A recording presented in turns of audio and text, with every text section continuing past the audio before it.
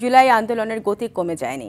গণ অভ্যুত্থান করে যেভাবে ফ্যাসিস্ট সরকারকে বিদায় দেওয়া হয়েছে, একইভাবে নতুন বাংলাদেশ গঠনে রাষ্ট্র সংস্কারে সব শ্রেণী পেশার মানুষকে ঐক্যবদ্ধ থাকতে হবে বলে মনে করেন যুব, ক্রীড়া এবং স্থানীয় সরকার ও সমবায় উপদেষ্টা আসিফ মাহমুদ। রাজধানীর ভিকারুননিসা নূন স্কুল অ্যান্ড কলেজে তারুণ্যের উৎসবের উদ্বোধনী অনুষ্ঠানে কথা বলেন তিনি। যুব ও ক্রীড়া সচিব রেজাউল মাকসুদ জাহিদি বলেন, প্রধান উপদেষ্টার নির্দেশনা অনুযায়ী যুব মন্ত্রণালয় থেকে জুলাই গণ অভ্যুত্থানে আহতদের আর্থিক সহযোগিতা, উন্নত প্রশিক্ষণ ও কর্মসংস্থানের ব্যবস্থা করা হবে।